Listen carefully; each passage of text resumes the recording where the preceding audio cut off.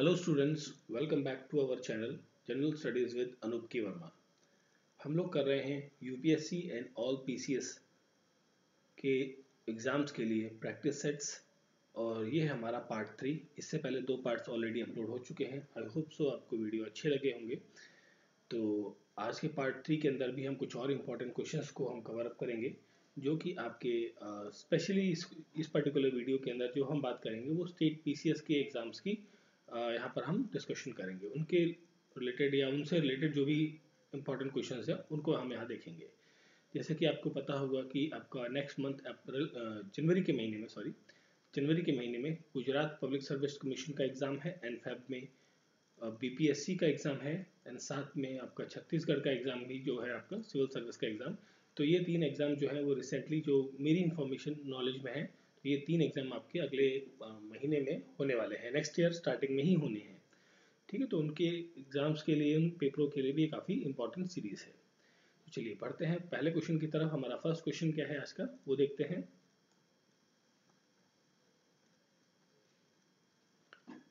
तो देखिए first question है हमारा, Who among the following is called as a liberator of Indian press? Indian press के लिए लिबरेटर ऑफ इंडियन प्रेस किसे कहा जाता है? ठीक है, तो ये कहा जाता है चार्ल्स मेटकाल्फ को। ऑप्शन नंबर ए यहाँ पर क्या है, करेक्ट आंसर है। अब देखिए चार्ल्स मेटकाल्फ को फादर ऑफ या कह लीजिए बेसिकली इन्हें कहा जाता है लिबरेटर ऑफ इंडियन प्रेस। ये चीज़, ये जो टाइटल है बेसिकली ये इन्हें कब मिला था? ये मिला था 1834 से लेके 36 के बीच में। ये भारत में एज अ गवर्नर थे बेसिकली। ठीक है, और बाद में ये इन्हें मतलब देखिए इन्होंने एक्चुअली जो अबॉलिश कर दिया था, जो एक एक्ट आया था आपका vernacular press act. Vernacular press act जो था उसके कई सारे क्लॉज को इन्होंने क्या कर दिया था, अबॉलिश कर दिया था। ठीक है, और उसे बेसिकली प्रेस लॉ के नाम से भी जाना जाता है, जिस पर इन्होंने काम किया था। और मतलब जब इन्होंने उस एक्ट के अनुसार जो कई सारी चीज़ों को प्रेस की फ्रीडम को जो बाधित करने वाली चीज़ें थी उनको इन्होंने क्या किया था, अबॉलिश किया था। तो इसके परिणाम स्वरूप क्या हुआ कि भाई जो एक होता है ना कि विक्टिम पॉलिटिकल पार्टी पॉलिटिक्स होती है, जैसे आप कोई व्यक्ति है कोई अलग से काम कर दे और जो उसकी ग्रुप है, ऑर्गेनाइजेशन है, उसको वो चीज़ पसंद ना आए, तो यहाँ पर जो ब्रिटिश थी, ब्रिटिश कंपनी जो थी ईस्ट इंडिया कंपनी जो ब्रिटेन में बैठी हुई थी, उसको इसकी जो ये इसने काम किया वो इसको पसंद नहीं आया, तो इसको हटा दिया गया। ठीक है, उसके पद से। और इसके बाद जो सक्सीड किया इसको, वो किसने किया था? लॉर्ड ऑकलैंड ने। ऑकलैंड, ठीक है, मतलब इसके बाद जो व्यक्ति आता है वो आता है लॉर्ड ऑकलैंड। तो लिबरेशन ऑफ इंडियन प्रेस जो है वो किसे कहा जाता है? चार्ल्स मेटकाल्फ को। आपको इस चीज़ को ध्यान रखना है। अब यहाँ पर नाम लिखा गया है बाल गंगाधर तिलक, एक ऑप्शन है। तो बाल गंगाधर तिलक के बारे में हम बात करें अगर जो, तो इन्हें लोकमान्य के नाम से जाना जाता है जनरली। मतलब एक जो निकनेम है इनका वो है लोकमान्य। और ये one of the person in Lal Bal Pal, लाल बाल एंड पाल, लाल बाल एंड पाल वाले जो 3 कॉम्बिनेशन है, 3 लोगों का जो ये समूह है, बेसिकली नॉट समूह, बेसिकली शॉर्ट में हम कह रहे हैं लाल बाल पाल। तो उनमें है ये बी बाल गंगाधर तिलक, एल से लाला लाजपत राय और पी से है Bipin Chandra Pal.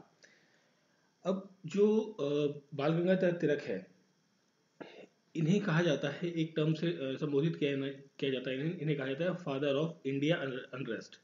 Father of India unrest के नाम से भी इन्हें जाना जाता है। और इनका एक बहुत ही ज़्यादा फेमस स्लोगन है जिसे कहते हैं Swaraj is my birthright, Swaraj is my birthright and I shall have it.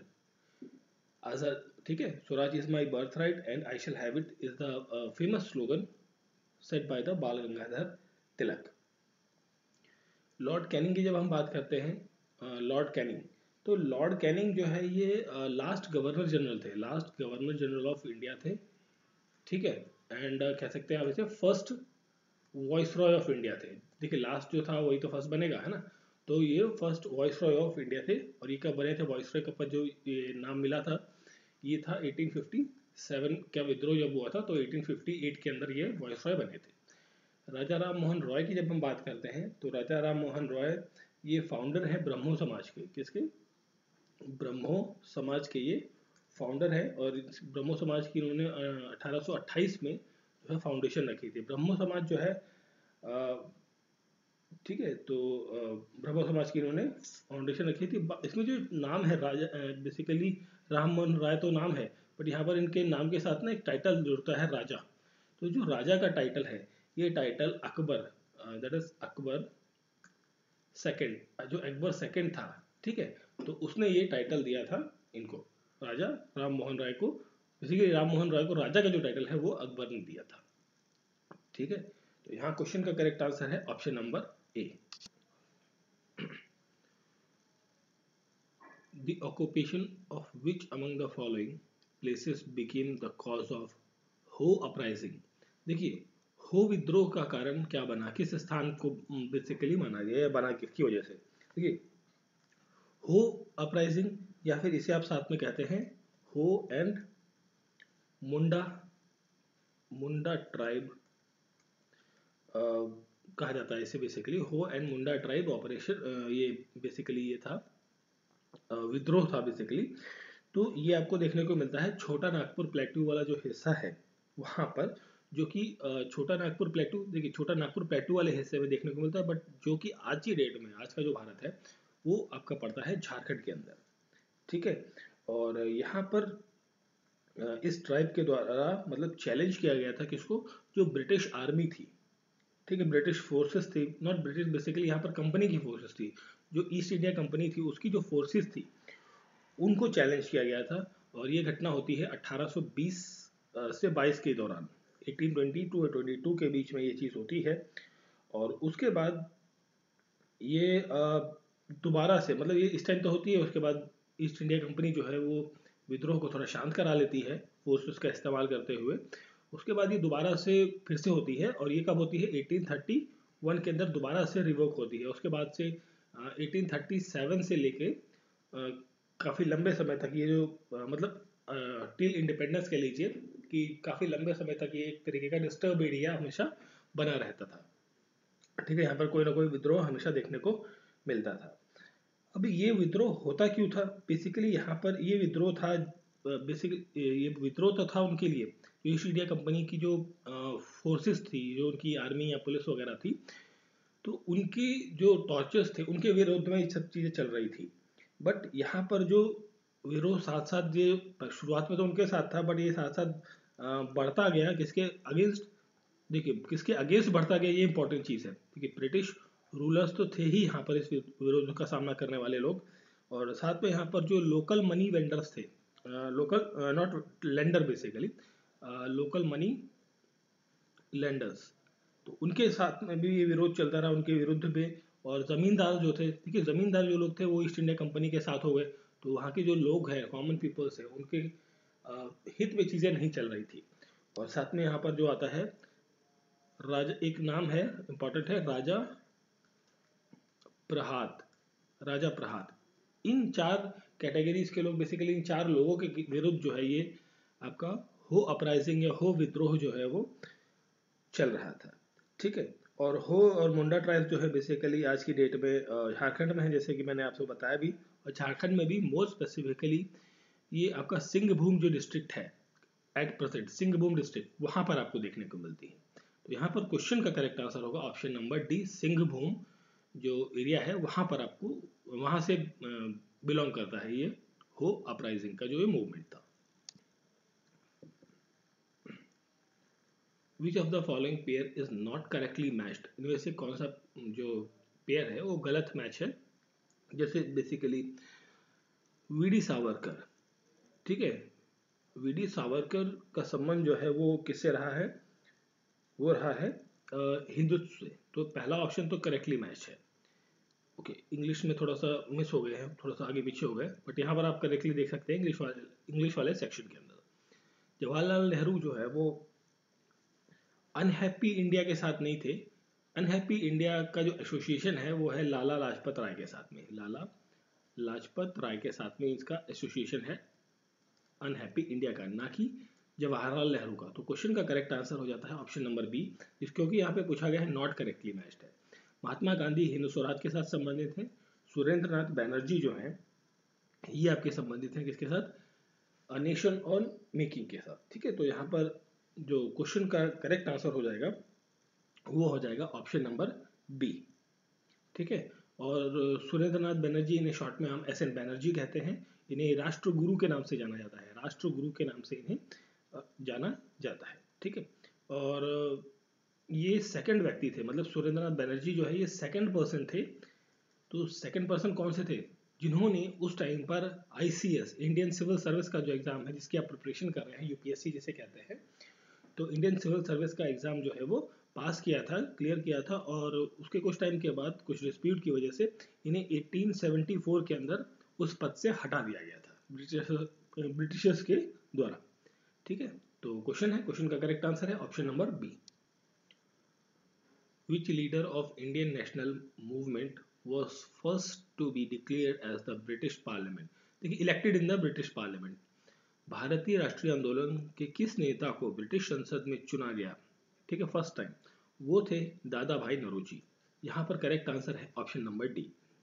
जब हम बात कर रहे हैं दादा भाई नौरोजी की, तो दादा भाई नौरोजी को बॉम्बे की तरफ से, बॉम्बे जो प्रेस ओरिजिन है, वहाँ से उन्हें पहली बार ब्रिटिश जो बेसिकली ब्रिटिश पार्लियामेंट है उसके अंदर इलेक्ट किया गया, जो पहले भारतीय बने वहाँ पर, ठीक है। और इन्होंने बेसिकली जो इन्होंने ट्रैवलिंग की 1885 के दौरान जो है वो ब्रिटेन की as a partner with the Kama and company के साथ में ये कई चीज़ों के साथ मेंबरशिप में रहे। ये एक प्रोफेसर भी रहे गुजरात में यूनिवर्सिटी कॉलेज के अंदर, जो लंदन में थी बेसिकली, ठीक है। प्रोफेसर ऑफ गुजराती थे, गुजराती पढ़ाते थे वहाँ पर, जो लंदन यूनिवर्सिटी है कॉलेज के अंदर, वहाँ पर इन 1856 एंड 65 तक यहाँ पर इन्होंने पढ़ाया था, ठीक है। और ये एक फेमस जनरल है, जनरल मतलब एक बुक बेसिकली जो मैगजीन निकलती है, तो उसका नाम है रस्त गुफ्तार।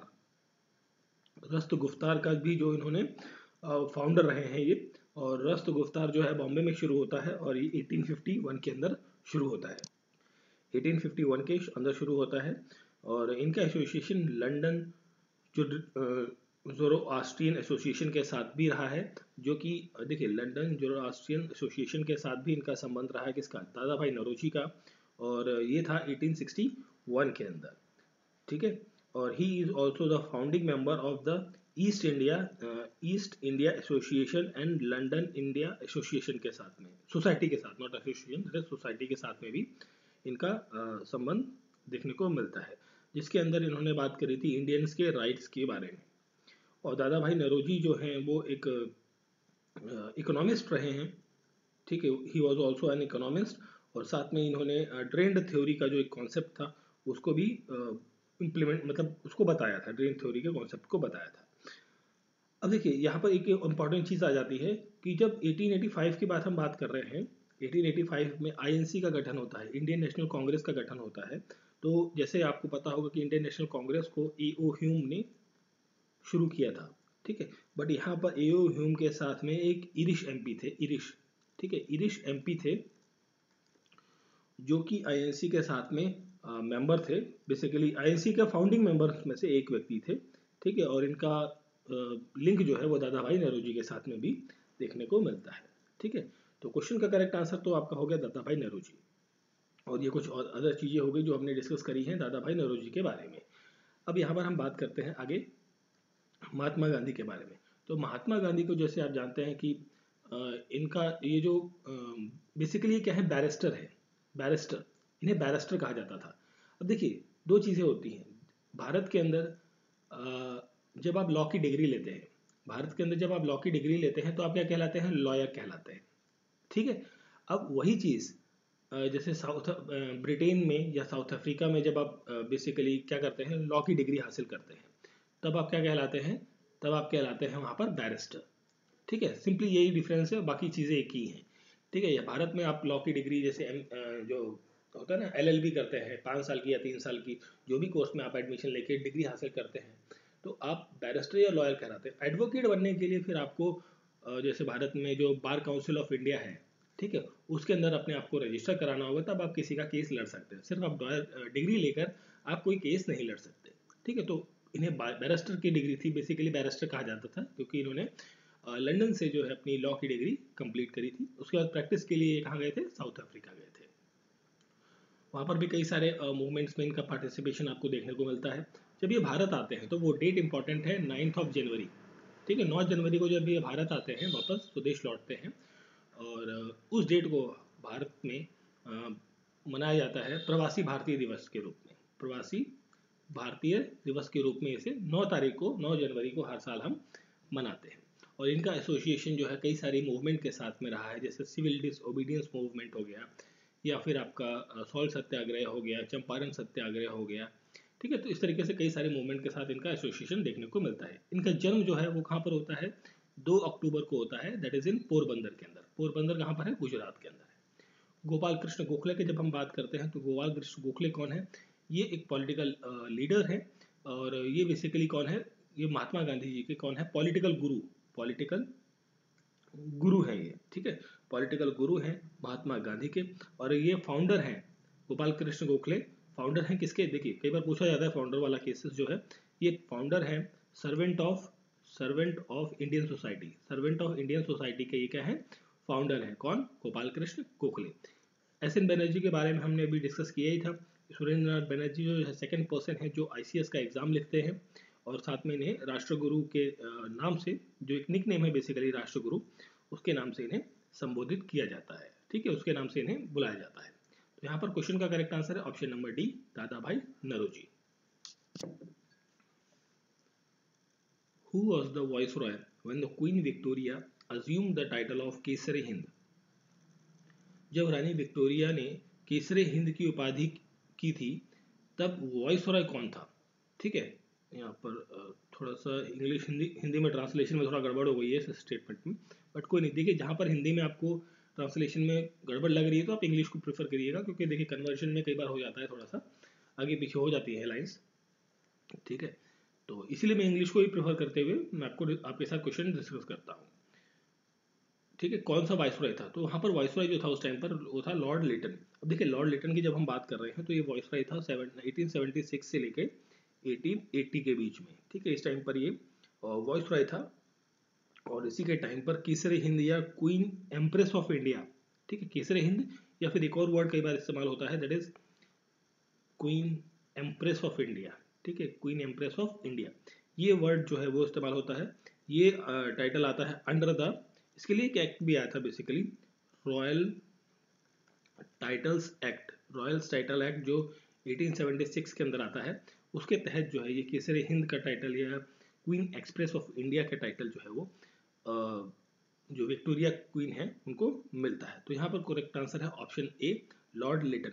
अब देखिए जब हम लॉर्ड लिटन के बारे में बात करते हैं तो उसके टाइम पर जब ये रहा इतने टाइम, 4 साल के आसपास, 4-5 साल लगभग ये वाइसरॉय रहा, तो उसके टाइम पर कुछ इंपॉर्टेंट घटनाएं होती हैं, जैसे कि वर्नाकुलर प्रेस एक्ट है, ठीक है। ये 1878 के अंदर ही आता है, जिसके अंदर जो प्रेस है उसकी फ्रीडम पर थोड़ी सी अंकुश लगाई जाती है, ठीक है, रिस्ट्रिक्शन लगाई जाती है।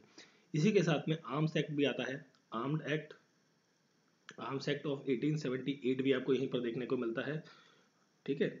और ignored several famine and organised durbar जो है एक विक्टोरिया क्वीन जैसे बेसिकली इम्प्रेस ऑफ इंडिया के नाम से भी जाना जाता है, और इसने अबॉलिश किया था। एक और इम्पॉर्टेंट चीज आती है, अबॉलिश टैक्स ऑन कॉटन, ठीक है।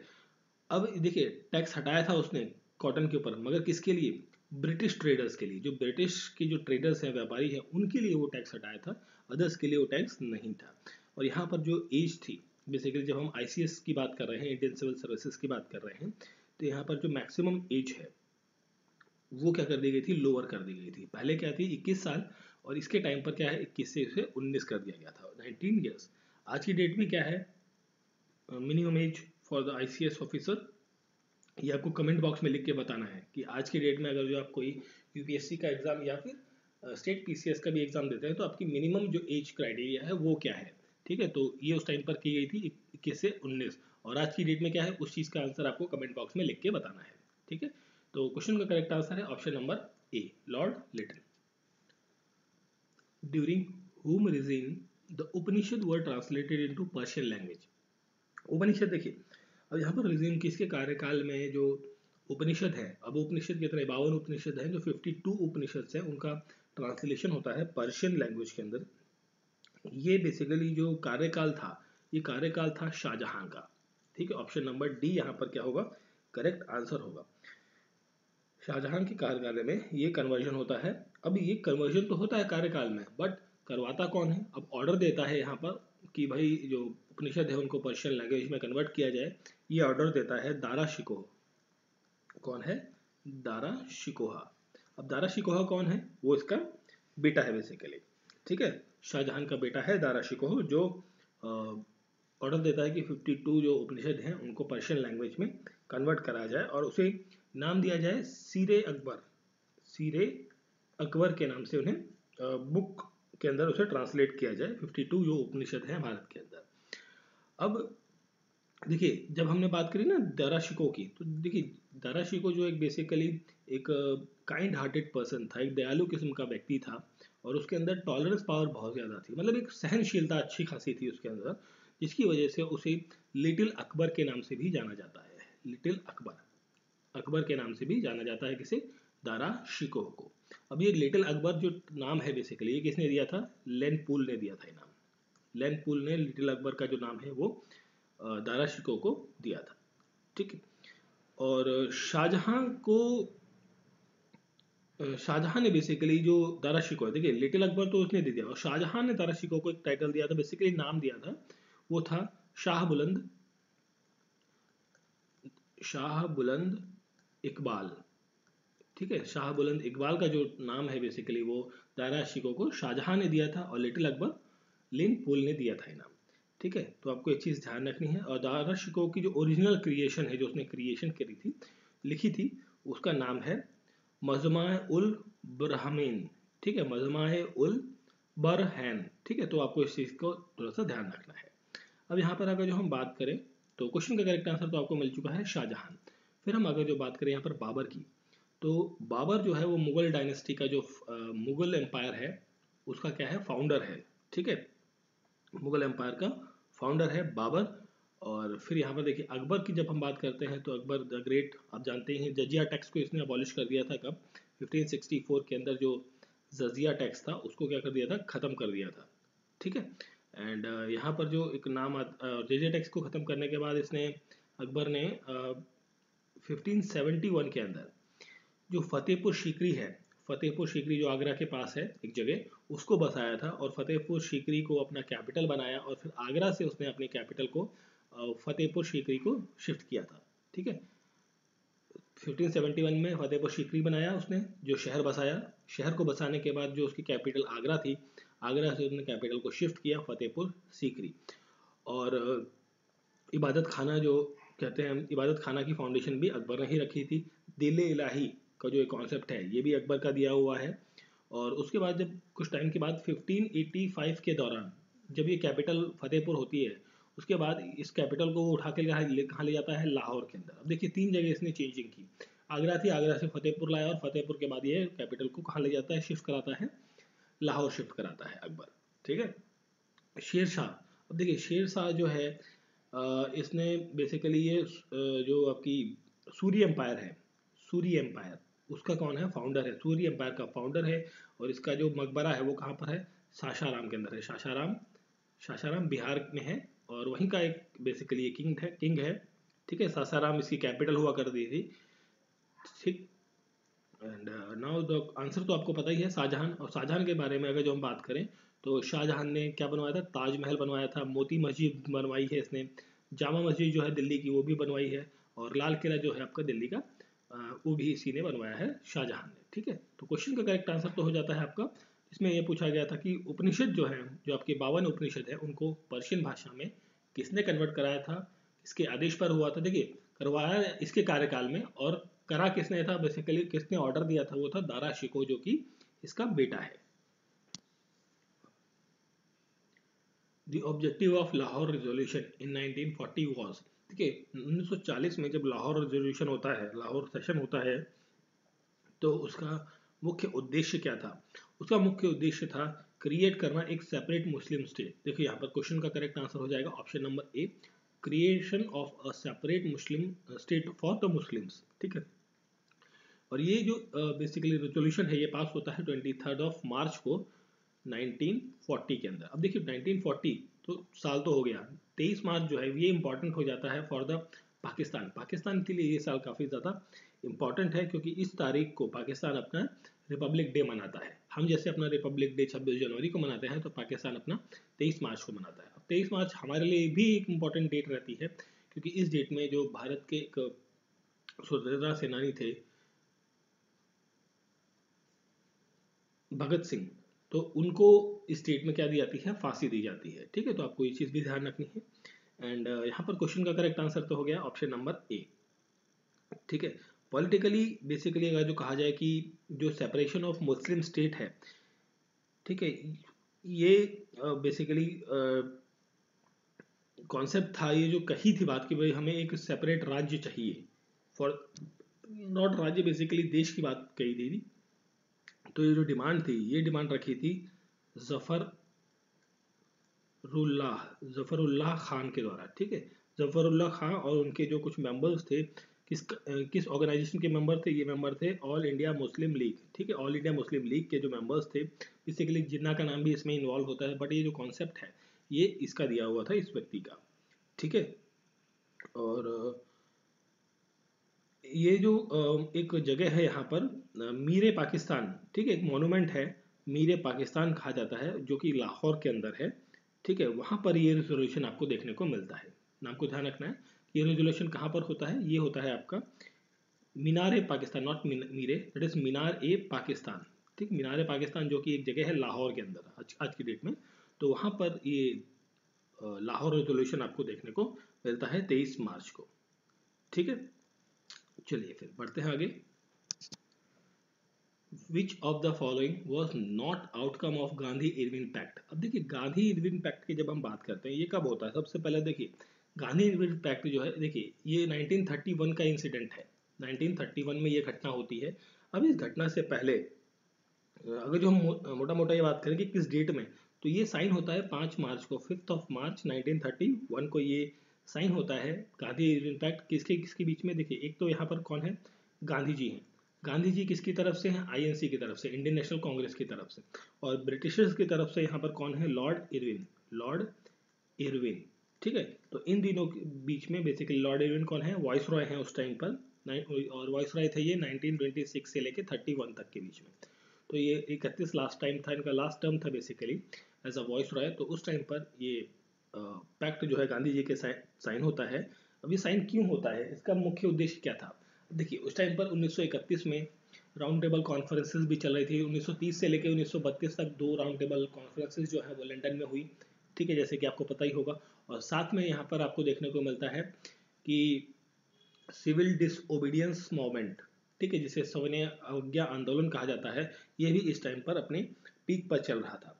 तो यहाँ पर जो देखिए सविनय अवज्ञा आंदोलन जो है ये शुरू कब होता है, सत्याग्रह जब ये है उसका शुरू क्यों होता है, ये जब आपका वो था आपका सॉल्ट सत्याग्रह। ठीक है, मार्च अप्रैल जो 1930 के अंदर सॉल्ट सत्याग्रह हुआ था, उसके बाद जब वो सत्याग्रह कंप्लीट हुआ सॉल्ट सत्याग्रह, उसके बाद से ये सविनय अवज्ञा आंदोलन जो है वो शुरू हो जाता है। अब इसके अंदर बहुत सारी चीज़ें रहती हैं। तो जो इसकी इंपॉर्टेंट फैक्ट्स हैं कि भाई इस पैक्ट के अंदर क्या क्या चीज़ें दोनों किन किन बातों पर दोनों की क्या होती है, सहमति बनती है। ठीक है, तो यहाँ पर पूछा है नॉट। अब हम सबको 1 बाय 1 पढ़ेंगे, फिर बात करेंगे किस किस के बारे में यहाँ पर बात नहीं हुई है। डिसकंटिन्यूएशन ऑफ सिविल डिसओबीडिएंट मूवमेंट, देखिए यहाँ पर ये स्टेटमेंट तो आपकी सही है, बिल्कुल सही है, क्योंकि यहाँ पर जो सिविल डिसओबीडियंस मूवमेंट चल रहा था, ठीक है, तो इसमें ये कहा गया कि भाई जो है अब जो है आपका ये जो आंदोलन है इसे आप वापस ले लीजिए, इसे खत्म कर दीजिए। तो डिसकंटिन्यूएशन की बात यहाँ पर डेफिनेटली होती है। नेक्स्ट क्वेश्चन है, नेक्स्ट ऑप्शन है basically the Congress agreed to join the second round conference. देखिए सेकेंड राउंड कॉन्फ्रेंस जो है 1931 में चल रही थी, उसमें गांधी जी भी पार्टिसिपेट करते हैं, तो यहाँ पर उस पर एग्री हो जाते हैं। The British would withdraw all the order imposed curbs on the activities of Indian National Congress। जितने भी बेसिकली आईएनसी के जो मेंबर्स हैं उनके ऊपर जो भी केसेस हैं उनको क्या कर दिया जाता है, यहाँ पर वापस ले लिया जाता है। और साथ में British would remove the tax on the salt. देखिए ब्रिटिशर्स जो है वो टैक्स जो है वो रिमूव कर लेंगे, कहाँ से, लोगों के मतलब सॉल्ट जो है, नमक के ऊपर जो है, नमक के ऊपर वो टैक्स नहीं लगाएंगे, ताकि जो भारतीय लोग हैं वो अपना सॉल्ट का प्रोडक्शन कर सके और उनका ट्रेड कर सके फॉर द इंडिविजुअल यूज़ के लिए। ठीक है, तो ये सब सारी चीज़ें यहाँ पर आपको देखने को मिलती है, सारी चीज़ें होती है। बट यहाँ पर एक ऑप्शन मेरा मिस हो गया है, उस ऑप्शन को आप यहाँ ऐड कर लीजिए, ई ऑप्शन आएगा आपका वो, तो यहाँ पर है none of the above, none of the above. ठीक है, तो ये फोर्थ पांचवा ऑप्शन है, उसे आप ऐड कर लीजिए। तो ये नॉट पूछा था तो इनमें से कोई भी नहीं है ना, तो क्या हो जाएगा correct answer option number D.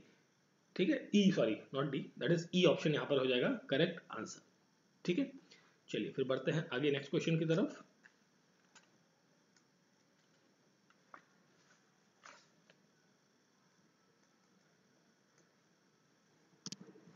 Battle of Samugarh was fought between, देखिए बैटल ऑफ समुग्रह जो है, समूगढ़, बेसिकली समूगढ़ का जो लड़ाई है ये आपको देखने को मिलती है, ये बेसिकली इंटरनल वॉर है एक तरीके से, कि जो मुगल एम्पायर है उनके जो बच्चे हैं, लड़के हैं, ठीक है, तो उन्हीं के बीच में आपस में ये लड़ाई आपको देखने को मिलती है। और ये कब होती है, समूगढ़ की जो लड़ाई ये आपको देखने को मिलती है 1658 टू 1659, तो मतलब ये एक साल चलती है लगभग लड़ाई। ठीक है, तो 58-59 के दौरान ये लड़ाई आपको देखने को मिलती है। अब इस टाइम पर क्या होता है कि जो शाहजहां है, शाहजहां वो क्या होता है, बीमार होता है। तो शाहजहां जब बीमार है तो उसके जो वंशज हैं, उनके जो बेटे हैं, वो आपस में लड़ रहे हैं फॉर द सत्ता के लिए। अब देखिए इसमें क्या क्या होता है, देखिए शाहजहां के जो 3-4 बेटे थे, जैसे दारा शिकोह, दारा शिकोह, तो एक तरफ यहाँ पर होता है दारा शिकोह जो सबसे बड़ा बेटा है इसका, और उसके साथी, और साथ में दो जो यंगर बेटे हैं, टू यंग टू यंगर जो सन्स हैं इसके, जिनका नाम है औरंगजेब, औरंगजेब, औरंगजेब, और साथ में मुरद बख्श, दैट इज मुरद बख्श। ठीक है, मुरद बख्श। तो ये दोनों जो थर्ड और फोर्थ सन है इसके। ठीक है, तो मतलब देखिए पहला बेटा ये हो गया सबसे बड़ा, और जो लास्ट के दो बेटे हैं मतलब तीसरे चौथे नंबर वाले, औरंगजेब और मुरद बख्श, ये तीनों आपस में बेसिकली लड़ रहे हैं एक तरीके से फॉर द सत्ता पाने के लिए। ठीक है, और ये लड़ाई मोर स्पेसिफिकली अगर जो कभी डेट पूछ ले, तो डेट में आपकी शुरुआत ये होती है, that is in 29 of May को, 29 ऑफ मई 1658 को। ठीक है, तो आपको ये चीज़ ध्यान रखनी है। अब यहाँ पर जो क्लैश होता है, बेसिकली ये लड़ाई होती कहाँ पर है, सबसे पहले तो आपको ये भी पता होना चाहिए, ये आपकी लड़ाई देखने को मिलती है आगरा में। ठीक है, आगरा से लगभग ये आप कह रहे कि साउथ ईस्ट डायरेक्शन में लगभग 20-22 किलोमीटर दूर जो है एक जगह, वहाँ पर आपकी ये लड़ाई होती है। ठीक है, इसमें बेसिकली ये आपकी जो है लड़ाई है, इसमें दारा शिकोह जो है, दारा जो है एक जीत हासिल करता है। और यहाँ पर विदेश का देखिए दारा, वैसे दारा शिकोह जो है जीत तो रहा होता है लड़ाई में, क्या होता है जीत रहा होता है, जब लड़ाई हो रही है तो एक गुट तो दारा शिकोह का और दूसरा औरंगजेब का गुट है, तो यहाँ पर दारा शिकोह तो जीत रहा होता है। बट यहाँ पर क्या होता है, एक व्यक्ति है, वो उस व्यक्ति का नाम है खालाल, उसको यहाँ पे लिखता हूँ उसको, उस व्यक्ति का नाम है खलीलुल्लाह, खलीलुल्लाह खान। ठीक है, खलीलुल्लाह खान जो व्यक्ति है, ये बेसिकली कौन है, ये कमांडर है बेसिकली उसकी आर्मी का, दारा शिकोह का। और ये क्या करता है, गद्दारी कर देता है, और गद्दारी करते की वजह से क्या होता है कि भाई यहाँ पर दारा शिकोह हार जाता है, और औरंगजेब का जो ये ग्रुप है, गुट है, वो जीत जाता है। ठीक है, तो ये होता है बस बेसिकली, देखिए जब लड़ाई होती है तो कोई ना कोई क्या कर देता है ना, गद्दारी कर देता है, गद्दारी करने की वजह से जो पूरी टीम है वो हार जाती है, तो वही चीज़ यहाँ पर आपको देखने को मिलती है। ठीक है, तो ये सब कहानी होती है आपकी समूहगढ़ की लड़ाई के बारे में। बट क्वेश्चन था, क्वेश्चन में ये पूछा था कि किसके किसके बीच में होता है, दैट इज दारा शिकोह और औरंगजेब के बीच में ये मुख्यतः लड़ाई आपको देखने को मिलती है। बाकी बेटों का या बाकी चीज़ों का नाम इतना इंपॉर्टेंट नहीं है, बट ये इंपॉर्टेंट है कि ये शेरशाह के दोनों बेटे हैं, और सॉरी शाहजहां के बेटे हैं दोनों, तो उन दोनों के बीच में ये लड़ाई आपको देखने को मिलती है। ठीक है, दीमाकस, दीमाकस वो जो है, दीमाकस जो एक ग्रीक एम्बेसडर है, जो कि किसके दरबार में आता है ये पूछा गया है। तो ये आता है, ग्रीक एम्बेसडर है सुलिसिड एम्पायर का, सुलिकस निकेटर जिसे आप नाम कहते हैं, उसका सुलिकस एम्पायर जो था वहीं से आता है ये आपका। और ये आता है बेसिकली थर्ड बीसी के अंदर, थर्ड सेंचुरी बीसी के अंदर ये भारत आता है। और ये मौर्यन एम्पायर देखिए 3rd सेंचुरी बीसी के अंदर मौर्यस का राज चल रहा था, यहाँ पे मौर्यन एम्पायर चल रही थी, और मौर्यन के एम्पायर के अंदर जो बिंदुसार है, बिंदुसार, ठीक है, Bindusara, that is option number A. Bindusara के जो राज दरबार में आता है, और कहाँ पर बिंदुसार का राज कहाँ चल रहा है, पाटलिपुत्र के अंदर, पाटलिपुत्र दैट इज आज का जो पटना वाला इलाका है वो, ठीक है, वहाँ पर आता है, उसके दरबार में एज एम्बेसडर जो है सेल्यूसिड एम्पायर का वो बन के रहता है। कौन, दिमाकस, ठीक है। अब यहाँ पर जब हम बात कर रहे हैं बिंदुसार की, ठीक है, तो बिंदुसार जो है he is the father of Ashok, Ashok का कौन है, पिता है बिंदुसार। अब जब हम बात करते हैं अशोक द ग्रेट की, तो अशोक द ग्रेट के साथ का जो कार्यकाल रहा है वो रहा है लगभग 268 बीसी से लेके 232 बीसी, ठीक है। तो ये आपका बीसी का कार्यकाल, मतलब इतने टाइम तक जो है वो अशोक का राज आपको देखने को मिलता है। पूरा मगध एम्पायर जो आपका है, पूरा बिहार और जो ईस्टर्न उत्तर प्रदेश वाला जो पूरा इलाका है, वहाँ पर आपको ये सब चीज़ें देखने को मिलती है। अशोक फेमस क्यों है, देखिए अशोक जो फेमस है अपने पिलर्स के लिए, या फिर आप कह लीजिए रॉक एडिक्स के लिए काफ़ी ज़्यादा फेमस पर्सन है। कौन, अशोक द ग्रेट, ठीक है। और अशोक ने बुद्धिज़्म अपनाया था एज अ स्टेट रिलीजन, मतलब बुद्धिज़्म को कहा था कि भाई बुद्धिज़्म अपनाना, खुद ने तो अपनाया ही, और साथ में ये कहा कि जो बुद्धिज़्म है वो मेरे राज्य का, मेरे इलाके का क्या है, रिलीजन है, ठीक है। और इसने इसके लिए धर्म महापात्र नाम का, धर्मा महापात्र, दैट इज धर्मा महापात्र नाम का जो पद है वो भी क्रिएट किया था, जो कि ये धर्मा महापात्र जो व्यक्ति होगा, जो पद पर रहेगा, वो क्या करेगा, बुद्धिज्म को स्प्रेड करेगा, मतलब वर्ल्ड वाइड और नेशन में, भारत के अंदर हर तरफ वो क्या करेंगे, स्प्रेड करने का काम करेंगे, किसको, बुद्धिज्म को। और बुद्धिज्म को फैलाने के लिए इसने, इसके जो बच्चे थे, इसकी जो डॉटर थी संघमित्रा, और जो इसका बेटा था महेंद्र, उसे भी दक्षिण भारत की तरफ भेजा था ताकि वो बुद्धिज्म का प्रचार प्रसार कर सके, ठीक है।